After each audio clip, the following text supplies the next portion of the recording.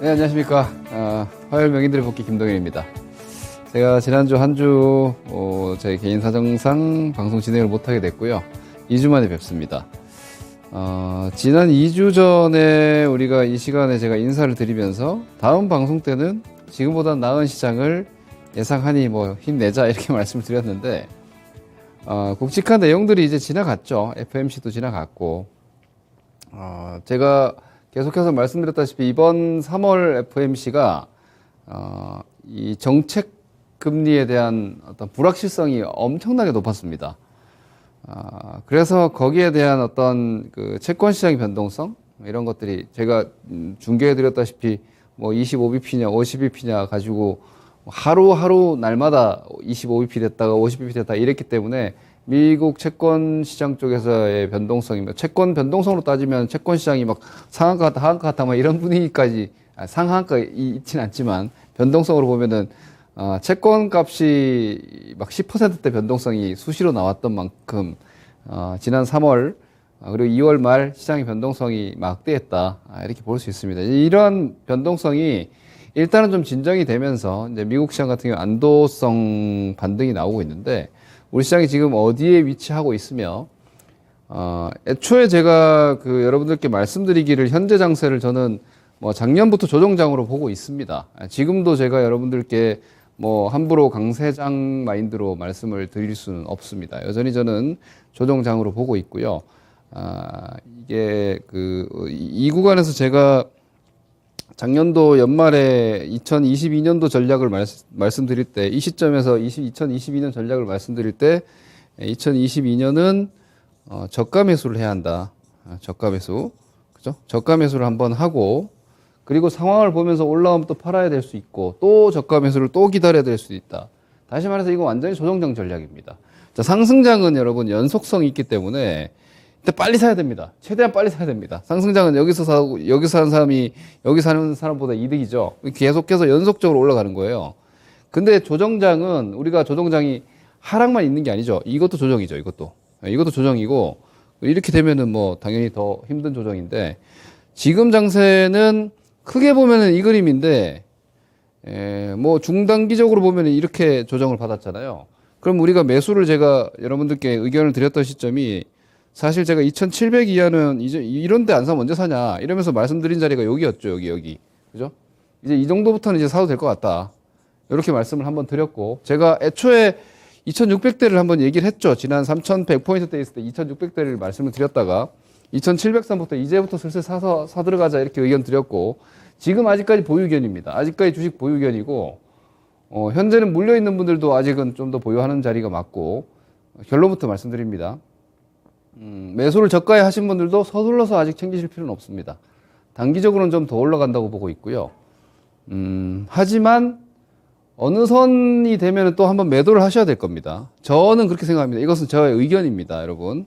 뭐 전문가들마다 얘기가 다를 것이고, 뭐 분석가들마다 시장을 보는 관점은 좀 다를 수 있기 때문에 저는 뭐 어딘지는 제가 생각하고 있는 포인트는 있지만 뭐 좀 막연하게 제가 숫자 얘기하기는 좀 그렇기 때문에 자금 올라온 매도 한번 해야 됩니다. 올라온 매도 한번 하는 자리인데 그게 아직 그렇게 급해 보이지는 않습니다. 결론부터 좀 말씀드리고, 이렇게 보는 내용들이나 근거들, 그리고 그 안에서 여러분들이 어떻게 해야 되는지를 좀 말씀드리면서, 그리고 조정장 제가 마인드를 한번 다시 좀 정리를 좀 해드리겠습니다. 특히나 2022년 이후에 주식시장에 들어오신 분들은 지금 뭐 거의 지옥을 맛보고 계실 겁니다. 그렇죠? 여기서 주식 시작하신 분들, 이 이후에 이 해당 기간 동안 주식을 시장에 진입하신 분들, 우리 소위 얘기하는 동학개미 투자자분들, 여기서부터 조정이죠. 여기서부터. 저는 실제로 여기서부터 시작이라고 보는데, 이 시점부터 계속 조정입니다. 여기서부터 그냥 2021년부터 지금까지 계속 조정장이에요, 조정장. 조정장의 우리 개인 투자들의 사실상 궁극적 목표는요, 방어예요, 방어. 방어. 투자는 뭡니까? 내가 갖고 있는 나의 시드, 기초 자산을 계속해서 증식시켜 나가는 과정이잖아요. 그러면은 여기서 시장 좋아가지고 돈을 이만큼 벌었어요. 그럼 이 돈을 지키고 있는 게 사실상은 조정장의 목표예요. 사실은 그래요. 그런데 욕심은 쉬지 않거든요. 우리의 욕심이라는 이 마인드는 쉬질 않아요. 예, 조종장인데도 자꾸 돈 벌고 싶고, 조종장에서 나는 깨져 있는데도 누가 벌었다 그러면은, 나도 지금이라도 벌어야 될 것 같은 이런 욕심이 생기죠. 사실은 제가 이제 여러분들 마음을 좀 편안하게 해드리는 거예요. 조정장이에요. 그러니까 나만 막 손해보고 있는 생각을 버리세요. 특히나 이 증권판이, 저도 이 업계 종사자고요. 증권 방송, 우리 토마토 증권 방송도 증권 미디어 업이에요. 그러니까 이해관계가 있죠. 그죠? 저도 저의 이해관계가 있지 않습니까? 저의 비즈니스 모델이 있고. 그러니까 이 조정장인데도 막 욕심을 자극하죠. 주식 시장은 원래 모든 어떤 비즈니스가 뭐랄까 탐욕과 욕심을 자극하잖아요.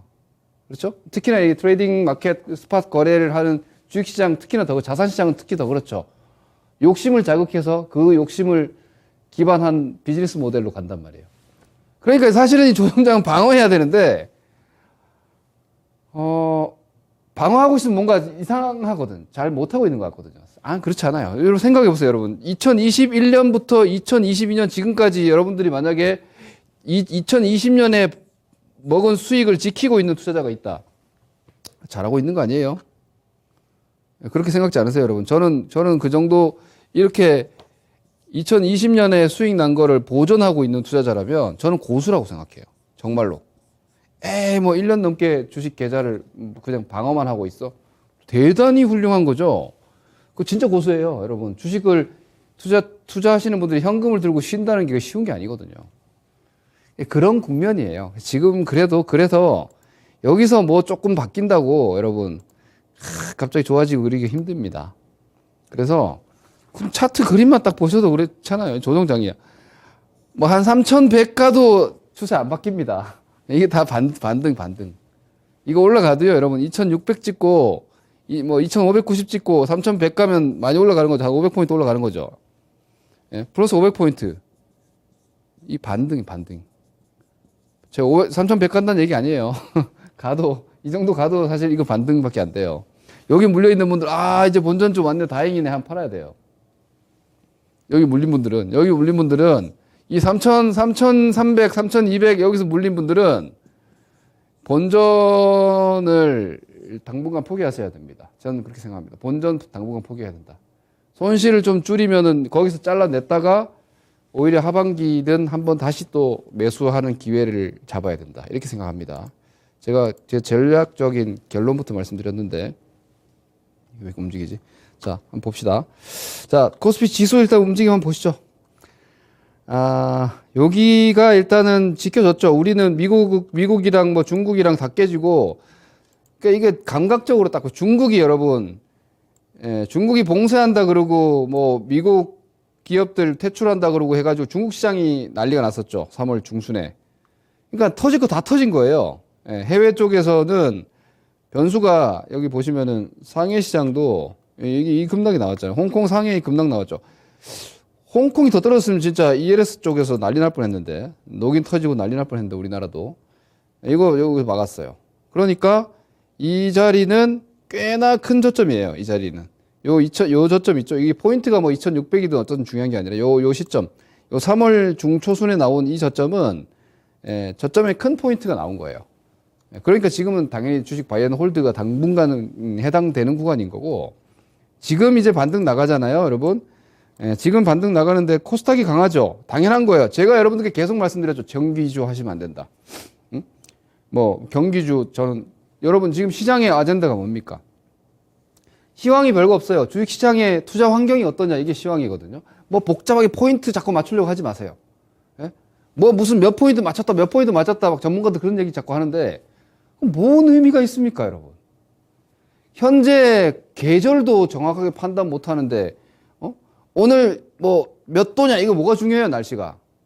안 그래요? 겨울 옷 입어야 되는지 여름 옷 입어야 되는지 이거 중요한 거지. 안 그렇습니까?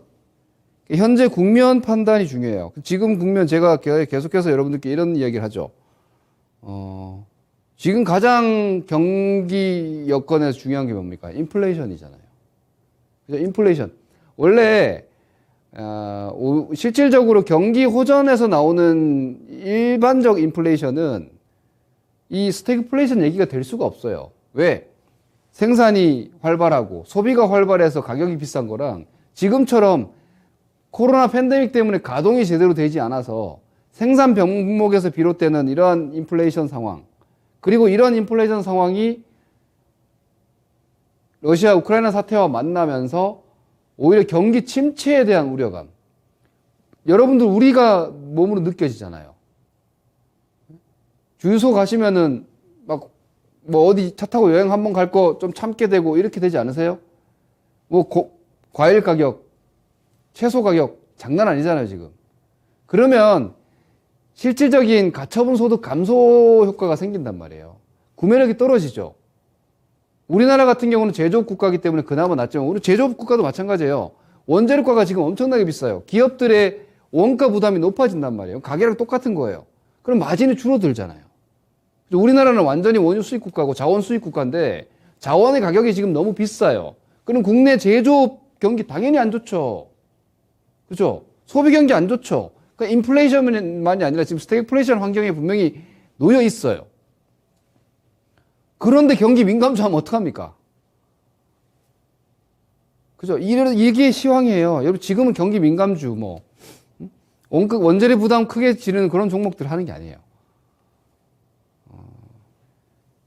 지금 말씀드리다가 제가 그 업종까지 잠깐 그냥 코멘트를 하게 됐는데, 지금 시장은 그런 국면인 걸 인지하셔야 돼요. 그러면, 제가 지난번 마지막 방송할 때 이렇게 얘기했죠. 지금은 너무 시장 걱정은 너무 하지 마시고, 포트폴리오 세팅을 하셔야 된다. 여전히 성장주다. 제가 여전히 성장주다. 왜? 이 성장주는 정말 쉬운 프레임인데 이걸 잘 이해를 못하는 초보분들이 많으시더라고요. 맨날 가치주 성장주 이런 얘기 저는 싫어한다 그랬죠. 왜? 주식시장은 언제나 성장이다. 언제나 주식시장은 성장이다. 부동산은 여러분들 갖고 있는 아파트가 돈 벌어줍니까? 값은 바뀌죠. 가치는 올라갈 수 있지만 그 아파트가 나한테 수익을 주지는 않잖아요. 즉시, 수익형 부동산이 있긴 하지만 땅 사놓는다고 그 땅이 나한테 돈을 주진 않잖아요. 근데 기업은 뭐예요? 기업은, 이익 활동을 하죠. 이익 활동을 하잖아요. 기업은. 그러니까 주식은 이익 활동을 하기 때문에 이 이익 성장률이라는 게 영원한 주식시장의 테마예요. 모멘텀이고. 그러면 성장주냐 아니냐 할 필요는 없어요. 항상. 근데 이제 우리가 소위 얘기하는 성장주는 그 시대 상황에서 가는 성장주.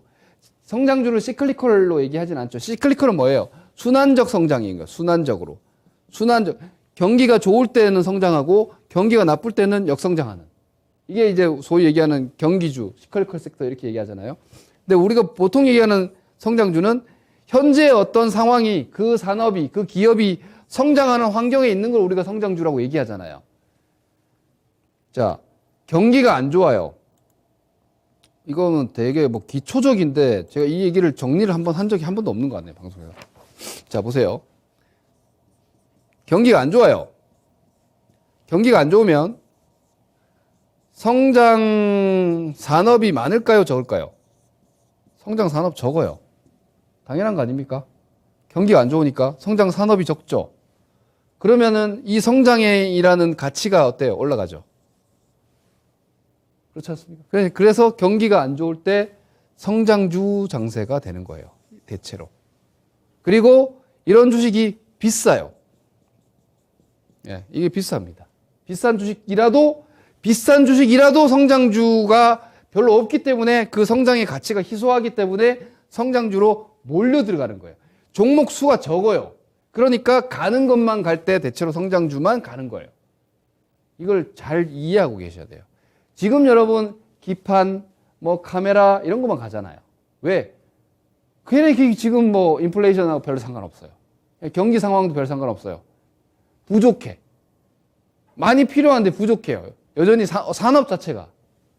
그런 쪽으로 계속해서 투자가 진행이 되고 수요가 강화가 되고 주식시장에서도 그쪽으로 유동성이 몰리는 겁니다. 자, 역으로 경기가 만약에 좋아진다. 경기가 회복이 되고 좋아지잖아요. 그러면 성장이 흔해지죠. 그렇죠, 여러분? 성장이 흔해지잖아요. 성장이 흔해집니다. 성장이 흔해진다는 건 뭐예요? 이런 어떤 산업적인 성장 사이클 안에 있는 종목만 성장하는 게 아니라 이런 순환적인 상황에 있는 수많은 산업들이 다 성장을 해요. 그러면 이 값어치가 떨어지죠. 그렇죠? 그럼 어때요? 가격이 중요해요. 이건 비싸거든. 이건 비싸거든요. 그러니까 야, 철강도 좋아지고 자동차도 좋아지고 뭐 반도체도 좋아지고 다 좋아지는데 우리가 굳이 전기차를 할 필요가 있니? 이렇게 되는 거예요. 쟤네들 PER이 60배인데 예? 철강주 PER이 지금 3배, 4배인데 얘네 더블 나는 게 더 쉽지 않겠어? 이렇게 되면서 이게 깨지고 이쪽으로 흔해지는 성장을 보면서 가격을 보고 가는, 그래서 그때는 우리 소위 얘기하는 가치주로 확 넘어갑니다. 유동성이. 근데 지금 그런 게 전혀 아닌데, 조금 금리 올린다 이러면서 가치주 이런 얘기들 많이 하고 경기주 얘기하는데 저는 아직 아니라고 봐요. 아직까지 경기주 볼 상황은 아닌 것 같고, 그래서 여전히 저는 기본적으로 조정장이기 때문에 여러분들이 기술적 테크니컬한 트레이딩을 하셔야 된다고 봐요.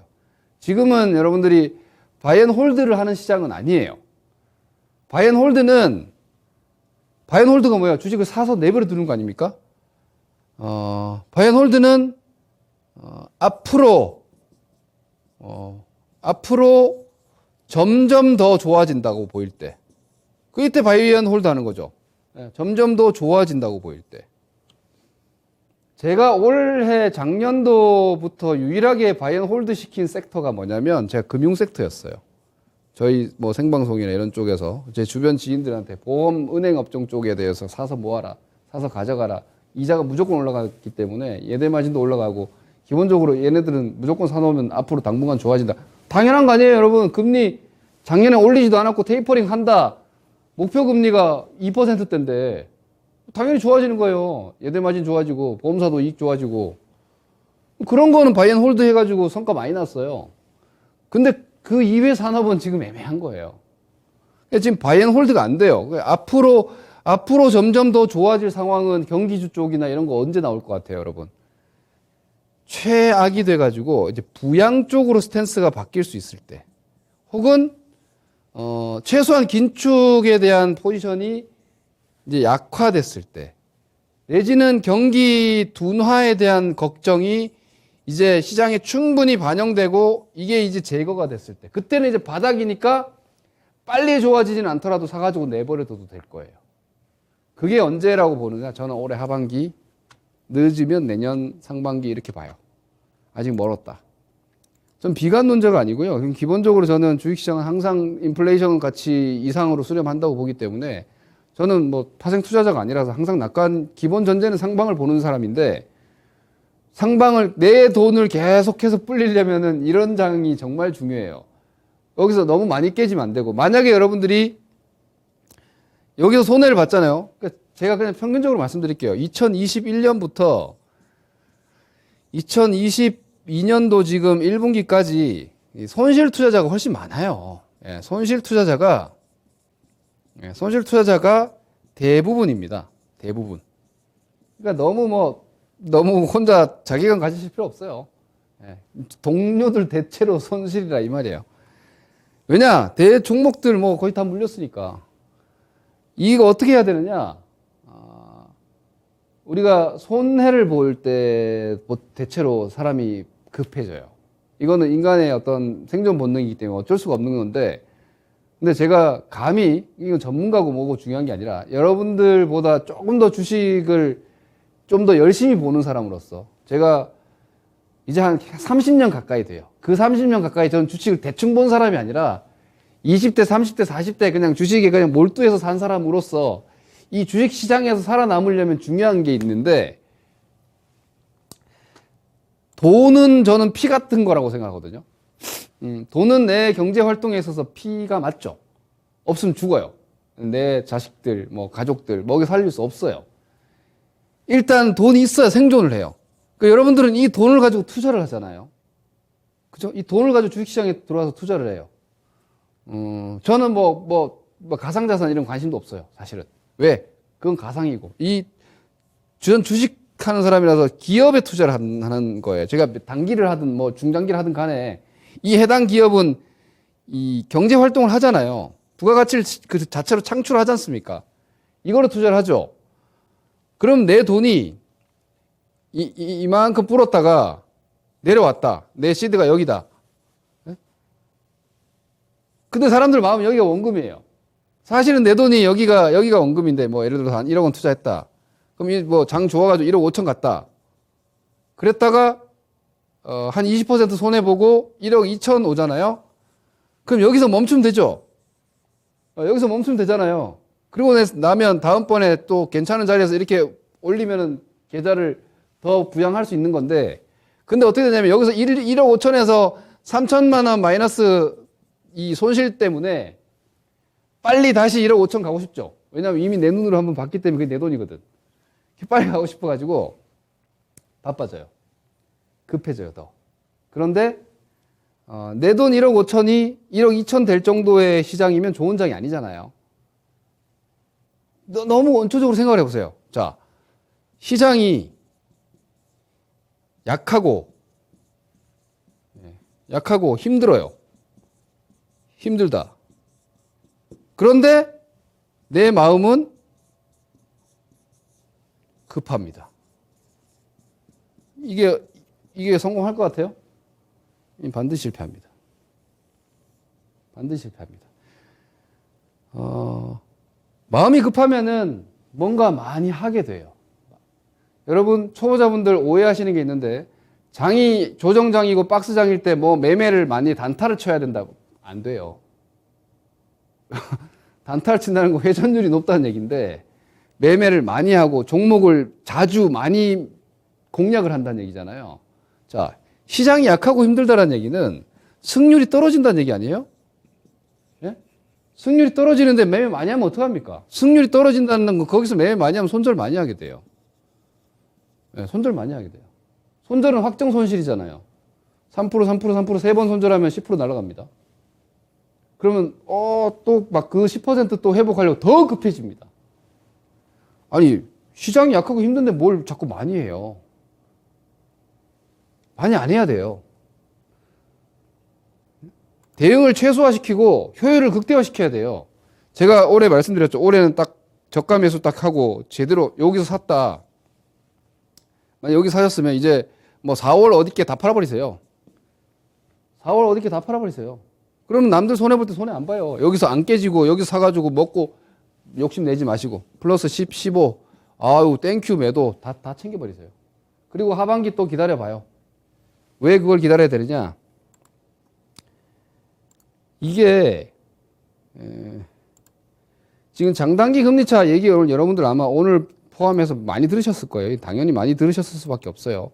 이게 지금 장단기 금리 차인데 이게 장단기 금리 차가 역전되면은 반드시 경기 침체 단기적인 둔화 침체 구간으로 들어갔어요. 여기 2000년도 그랬고 여기도 그랬고 여기도 그랬고 이게 침체 구간이거든요. 여기가 그러니까 경기 침체 구간 들어갔기 때문에 제가 아래 공포가 온다야 이렇게 말씀드렸죠.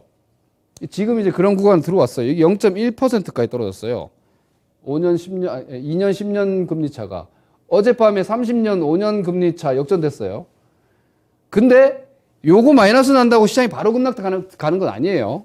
지난 1989년도에는 뭐 한 1년 있다가 떨어졌고요. 1년 정도 있다 떨어졌고 여기 금융위기 때도 한 1년 있다가 주식시장은 떨어졌고요. 코로나 팬데믹 때는 좀 금방 떨어졌어요. 뭐 희한하게도 이게 장단기 금리차 역전되고 나서 코로나 팬데믹 리세션도 왔었는데 좌우간 한 번도 예외 없이 장단기 금리차 역전 이후에는 경기 둔화 침체 구간으로 들어갔다는 거예요. 그럼 주식시장에 갈 수 있냐 이거죠.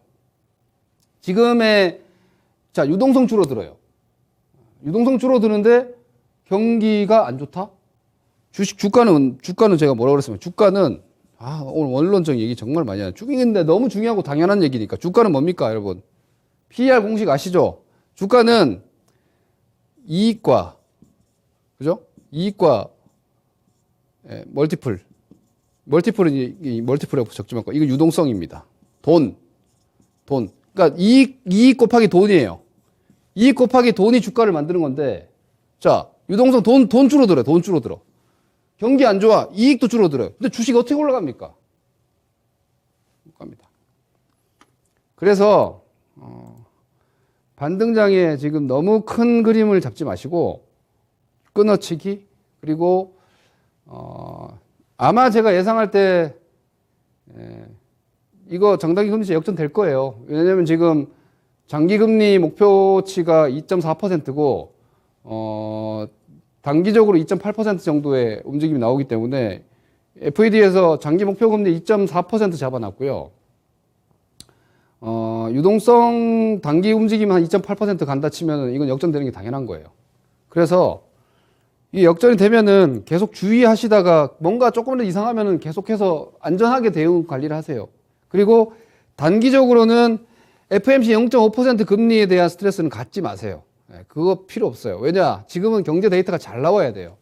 경제 데이터가 잘 못 나오면은 0.25% 금리 인상인데 그건 오히려 더 안 좋아요. 이미 금리 인상을 시작했고 이미 그 금리 선물 시장에서는 한 75% 정도 0.5% 금리 인상을 5월 FMC 5월 5일날 있는데 이미 예상하고 있어요. 그 반영했어. 그거 별로 무서울 거 없어요. 오히려 주말에 나오는 고용 데이터, 제조업 데이터 이거 다 좋아야 돼요. 그래야지 이 아래 공포가 그나마 좀 딜레이 되는 거예요. 근데 만약에 경제 데이터가 이제 나쁘기 시작하잖아요. 그럼 금리 인상 강도는 약해지지만 경기 침체 강도가 강해지는 거기 때문에 스태그플레이션 상황에 놓여버리는 거예요. 그게 더 무서운 거예요, 지금은.